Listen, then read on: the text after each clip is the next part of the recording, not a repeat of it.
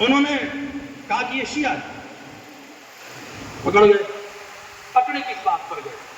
تاریخ میں اختلاف ہے، لکھ رہے تھے خطبہ صدق بی بی فاطمہ کا، جس کے پڑھنے پر کچھ لوگ منہ بنا لیتے ہیں، تبرہ کو ایسے سمجھنے لگے پتہ نہیں کیا مصیبت آ رہی ہے، تبرہ کرو گے تو جنت ملنی۔ کیونکہ چھٹے امام نے کہا تھا، پوچھا کہ مولا کیا تولا کافی نہیں تھا؟ بعض لوگ کہتے ہیں علی کے فضائل پڑھنا ہی تبرہ ہے۔ بھائی کس نے کہا ہے یہ؟ دشمنوں کے لیے کس امام نے کہا کہ علی کے صرف فضائل پڑھو کافی ہے؟ کس نے کہا؟ آپ کے پاس ایویڈنس ہے؟ کیوں بول رہے ہیں آپ یہ باتیں؟ آپ کی آئیڈیولوجی نہیں چلے گی اس مذہب میں، چھٹے امام کی حدیث ہے، بہار میں دیکھ لیجئے۔ پوچھے مولا کیا آپ کے جد کی تعریف کرنا کافی نہیں تھا جو دشمنوں سے بیداری کا حکم ہوا؟ تو مولا نے کہا تمہیں پتہ نہیں، چھٹے امام کی حدیث ہے، مولا نے کہا تمہیں پتہ نہیں ہے کہ میرے جد علی کے فضائل تو مافیا بھی ڈر کے پڑھتا تھا۔ میں کیا کہہ رہا ہوں، کوئی علی کے اچھے فضائل پڑھے تو اسے مومن نہ سمجھو۔ لعنت اس لیے رکھا کہ کرے گا وہی جو میرا محب ہے۔ صلوات پڑھیں محمد و آل محمد پر۔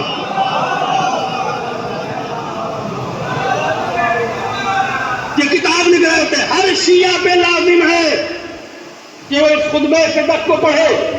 2300 کتابیں اس کے جھوٹا ہونے پر لکھی گئی ہیں، پڑھیں اسے۔ اس خطبے کو لکھ رہے تھے، گرفتار ہو گئے، قتل کیا جائے۔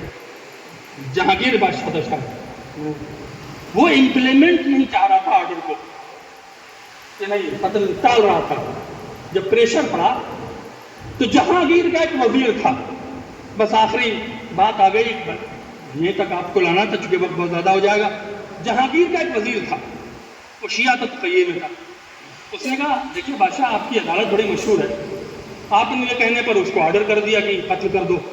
اس کو بلا کے تو پوچھیں، سچے شیعہ علماء کی ذرا طاقت دیکھیں۔ میں کیا کہہ رہا ہوں، سچے شیعہ علماء کی طاقت دیکھیں۔ لوگ چپ ہیں، میں کیا کروں؟ سچے شیعہ علماء کی طاقت دیکھیں، دفاع کرنے والے کی طاقت دیکھیں۔ جیل میں سلفیوں سے دربار بھرا ہوا ہے۔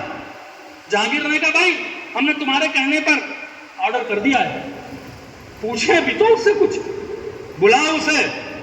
یہ درباری ملا سارے کھڑے ہو گئے، کیوں بلائیے گا؟ ان کی پریشانی دیکھ کے جہانگیر بڑا پریشان ہوا۔ جیل میں وہ ہے، اکیلا وہ ہے، پریشان یہ ہے۔ میں کیا کہہ رہا ہوں آپ سے؟ اس نے کہا دیکھو اگر میرے آرڈر کو آبجیکشن کرو گے تو میں اس کے آرڈر کو کینسل کر دوں گا، میں پوچھوں گا، بلاؤ۔ سلفی میں اگر آپ کو بلانا ہے بادشاہ تو عالم کے لباس میں نہیں آئے گا، اللہ اکبر، قیدی کے لباس میں آئے گا۔ کہا ٹھیک ہے، ہاتھوں میں کڑیاں، پاؤں میں بیڑیاں۔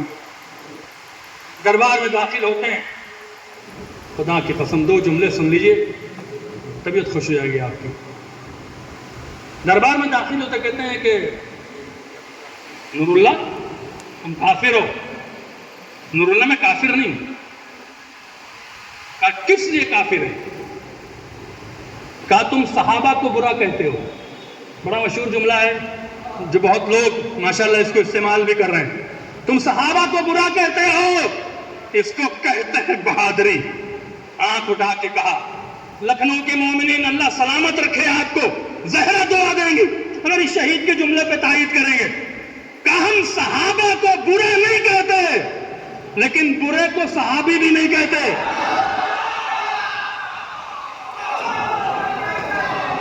میں کیا کہہ رہا ہوں آپ سے؟ رسول کا صحابی قاتل نہیں ہوتا، رسول کا صحابی غاصب نہیں ہوتا، رسول کا صحابی جھوٹا نہیں ہوتا۔ یہ رسول کے اسٹیٹس کے خلاف ہے۔ کیا دلیل ہے؟ چلیں چھوڑ دیں اس کو، صحابیت کی ایک بہت بڑی بحث ہے علماء میں۔ دوسری کیا دلیل ہے؟ تم علی کو اللہ سمجھ کے بلاتے ہو۔ ہر آدمی بولے گا تاکہ مجھے لے کہ میری محنت پہنچ رہی ہے، تم علی کو اللہ سمجھ کے بلاتے ہو۔ قاضی نے کہا ہم علی کو اللہ سمجھ کے نہیں بلاتے، اللہ کے کہنے پر بلاتے ہیں۔ ہائے ہائے، اللہ نے کہا کہ علی کو بلاؤ تو ہم بلاتے ہیں۔ پوچھا کہاں کہا؟ خیبر میں کہا۔ اب ان لوگوں سے پوچھئے جو ذہنی طور سے مریض ہیں، ان کا نصیب اچھا تھا کہ شیعہ میں پیدا ہو گئے، یہ بھی نصیب اچھا تھا کہ مولا نے ممبر تک پہنچا دیا، یہاں جا کے بد نصیب ہو گئے۔ یہ خیبر کیا ہے، یہ خندق کیا ہے؟ ابے تمہارے ابا کے فضائل تھوڑی ہیں۔ رسول اللہ نے کہاں کہا کہ 2024 تک خیبر پڑھنا، 25 مت پڑھنا؟ کہا ہے یہ جوان بچوں کو اگر آپ خیبر نہیں سنائیں گے، خندق نہیں سنائیں گے تو آج نیا نام رکھنے کے چلن چلا ہے۔ نہیں نام پتہ نہیں، نہ سر ہے نہ پیر ہے، نام رکھ رہے ہیں۔ کل آپ کا پر پوتا مرحب نام